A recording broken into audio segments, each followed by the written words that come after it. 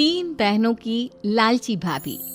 करिश्मा, रेशमा और मनीषा तीन बहनें हैं। उनका एक भाई भी है, मयंक। मयंक अपनी बहनों को बहुत प्यार करता है, लेकिन मयंक की पत्नी सविता इस मामले में मयंक से बिल्कुल ही अलग है।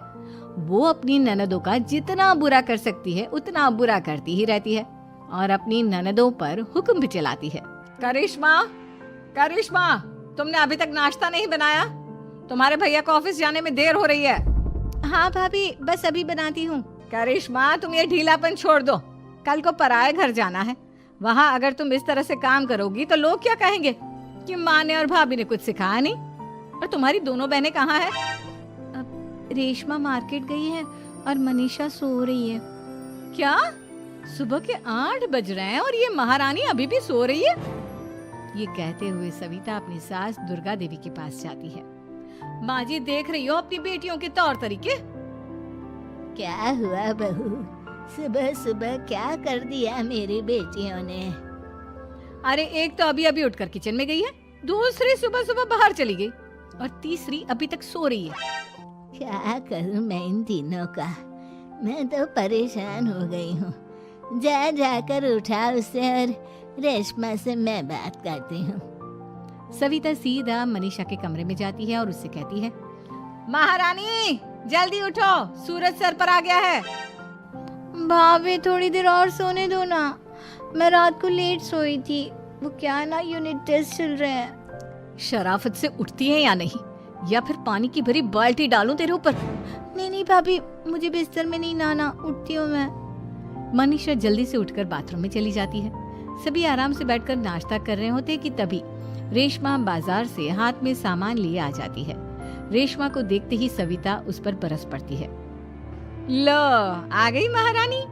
ऐसा भी क्या सामान लाना था जो सुबह आंख मलते ही बाजार की तरफ रवाना हो गई?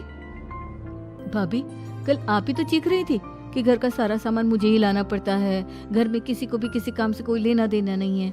अब मैं बाजार जाकर सामान ले आई तो आपको इस बात से भी तकलीफ हो रही है? देख रही हो माँ जी, अपनी बेटी की जुबान कैंची से भी तेज चलती है। और मयंक, आप तो कुछ कहेंगे नहीं अपनी लाडली बहन को? रेशमा, अपनी भाभी से ऐसे बात नहीं करते। चलो माफी मांगो। भैया, मैं क्यों माफी मांगू?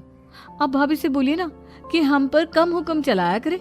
हम इस घर की बेटियां हैं और आपकी पत्नी की ननद है, नौकरानी नहीं। लो, कर लो बात। इनकी भलाई के लिए कुछ भी बोलो तो इन्हें बुरा लग जाता है।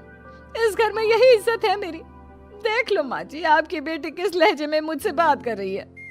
सविता वहाँ से चली जाती है। मयंक को बहुत गुस्सा आता है, वो भी वहाँ से चला जाता है। फिर करिश्मा रेशमा को समझाती है, रेशमा, तुम्हें भाभी से माफी मांग लेनी चाहिए थी ना।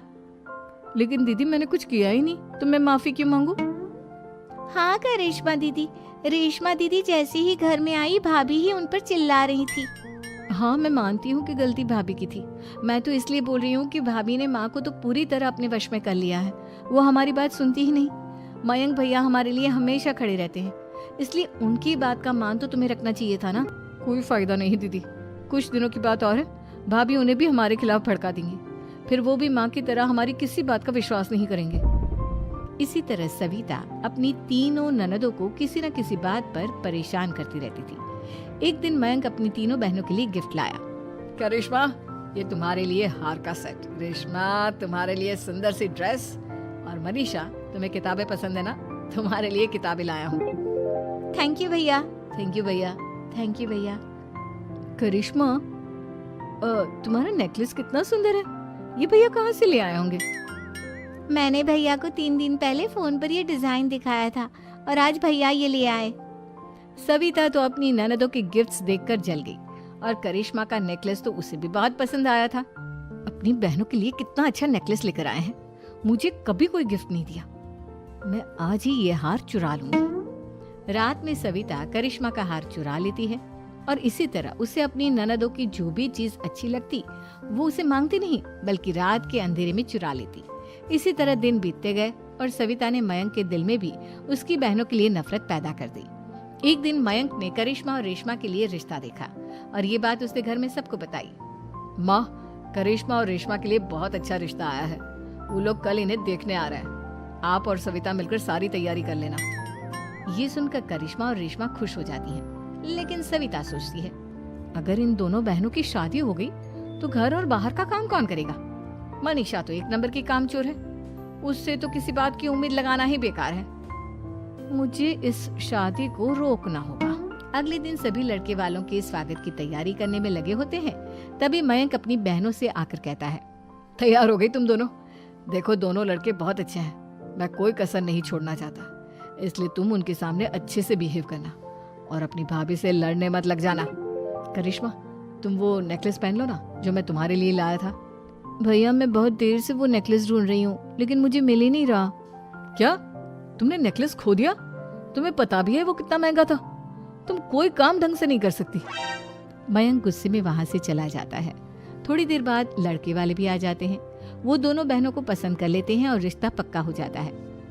लेकिन सविता के दिमाग में तो कुछ और ही खिचड़ी पक रही थी। वो पंडित जी के पास करिश्मा की कुंडली लेकर जाती है और उन्हें पैसे देकर करिश्मा की कुंडली बदलवा देती है। जब लड़के वालों के पास करिश्मा की कुंडली जाती है तो वो दुर्गा को फोन करते हैं।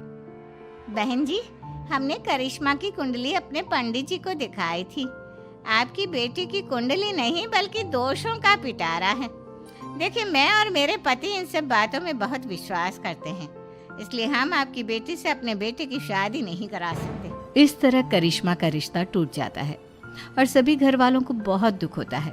अब कविता सोचती है, चलो करिश्मा का तो रिश्ता टूट गया, अब रेशमा का भी रिश्ता तोड़ना है। क्या करूं क्या करूं? अब सविता आवाज बदलकर किसी अननोन नंबर से रेशमा के होने वाले ससुराल में फोन करती है। हेलो, मैं कौन हूँ कौन नहीं ये आपके लिए जानना जरूरी नहीं। बस इतना सुन लो कि रेशमा का 2 साल से किसी के साथ अफेयर चल रहा है। बस रेशमा का रिश्ता तोड़वाने के लिए सविता का इतना कहना काफी था। अब रेशमा का भी रिश्ता टूट गया। मयंक और दुर्गा देवी ने रेशमा को खूब खरी खोटी सुनाई और उससे बार बार उस लड़के के बारे में पूछने लगे। आप दोनों मुझे क्यों परेशान कर रहे हो? अरे कोई लड़का होगा मेरी लाइफ में तो मैं बताऊंगी ना, जब कोई है ही नहीं तो कहाँ से लाऊं मैं कोई लड़का? तो तेरे होने वाले ससुराल वालों को फोन किसने किया था? माँ, मैं नहीं जानती किसने फोन किया था, मैं सच कह रही हूँ। मैं तो पहले ही कह रही थी इसकी लगाम खींच कर रखो, लेकिन मेरी सुनता ही कौन है। आप चुप रहिए भाभी, ये सब आपका ही किया धरा है। अब तीनों बहनों को विश्वास हो जाता है कि ये सब उनकी भाभी ही कर रही है। तीनों बहनें अपनी भाभी को सबक सिखाने के लिए एक वकील कर लेती है और घर में हिस्सा मांगना। देखो भैया, माँ बाप की जायदाद में जितना बेटों का हक होता है उतना ही बेटियों का, इसलिए इस घर के 4 हिस्से होंगे और हमें अपना हिस्सा चाहिए। मैंने तुम्हारे लिए क्या क्या नहीं किया और तुम इस घर में हिस्सा मांग रही हो? भैया, आप और माँ हम बहनों की कोई बात नहीं सुनते हो और भाभी हमारी शादी नहीं होने देगी क्योंकि उन्हें लगता है कि आप हमारी शादी में ज्यादा पैसा लगाओगे और उन्हें हम जैसी फ्री की नौकरानी कहाँ मिलेगी। तो हम भाभी के साथ तो रह नहीं सकते, हम बहनों को अपना हिस्सा चाहिए। अरे तुम्हें शर्म आनी चाहिए अपनी भाभी पर ऐसा इल्जाम लगाते हुए। वो तुम्हारे बारे में कितना सोचती है। हाँ माँ, भाभी हमारे बारे में बहुत सोचती है, दिन रात बस यही सोचती रहती है कि किस तरह से अपनी तीनों ननदों को परेशान करूं और कभी मुझे पढ़ने भी नहीं देती। दोनों बहनों का रिश्ता भी तो इन्होंने ही तोड़वाया है और रात में हमारे कमरे में आकर हमारी चीजें भी चुराती हैं। इसी तरह सविता की तीनों ननदें अपनी बात पर अड़ी रही। अब कोर्ट में तारीख भी शुरू हो गई। जब सविता को लगा कि उसकी तीनों ननद इतनी आसानी से नहीं मानने वाली, तो उसने अपने पति और सास को सारी सच्चाई बता दी और अपनी तीनों ननद से माफी मांगी। मयंक और दुर्गा को भी अपनी गलती का एहसास हो गया। अब सविता खुद करिश्मा और रेशमा के लिए अच्छा रिश्ता ढूंढती है और उनकी शादी करवाती है।